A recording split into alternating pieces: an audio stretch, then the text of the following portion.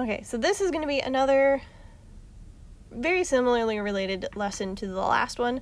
Just kind of, again, talking about how heat is moving, what happens when you take something that's warm and sit it next to something that's cold, that sort of thing. So again, we're still dealing with system and surroundings. We're still dealing with, just general ideas, no quantitative, numerical math sort of stuff yet. So all matter has what we call thermal energy, and that's the energy related to the temperature.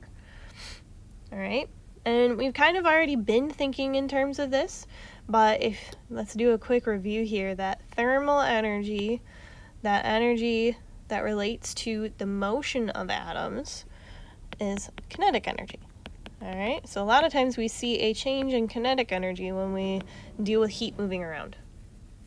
So heat is the transfer of thermal energy. All right, so this might result in an increase or decrease in kinetic energy. A term you want to be familiar with right now is the idea of calories. You're probably familiar with the big C version of this, and that's what's on your food items. All right, but a calorie, a little c calorie, and we'll get into more details when we get numerical here, is the energy needed to raise water by 1 degree Celsius. Raise 1 gram of water by 1 degree Celsius. Left out some words there. So, again, some definitions to make sure you're familiar with. Use these terminologies in their appropriate ways. But thermal energy is the internal kinetic energy of any of the particles of a substance, or the particles of your system. Temperature is the measure of thermal energy, all right, or a measure of your average kinetic energy. And then heat is the change in that thermal energy, all right? And we can use temperature to calculate heat based on,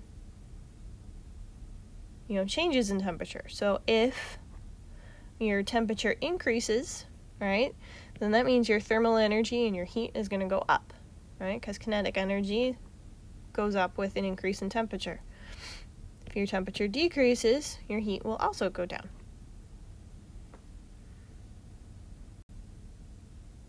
So, when heat transfers, it always moves from where there is more heat to where there is less heat. This is very similar to diffusion. All right? It's just instead of molecules moving, it's the heat moving. All right, so an example of this, if you cool a drink with an ice cube, in which direction does the heat go? All right, think about what's going to be warmer and what's going to be cooler, because the heat is always going to go from where there's more of it, so from where it's warmer to where there's less of it, to where it's cooler. So that means we're going to go from the water into the ice cube.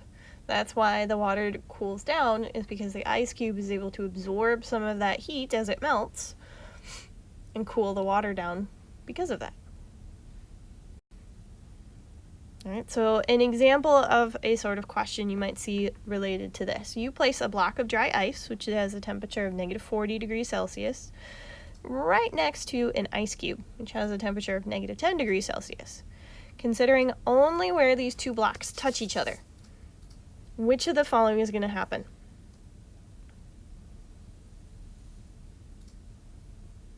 So, right when they touch each other, will heat flow in both directions? Will heat flow from the ice cube to the dry ice? Or will heat flow from the dry ice to the ice cube? All right, so remembering that heat always goes from where there is more of it to less of it. All right, we know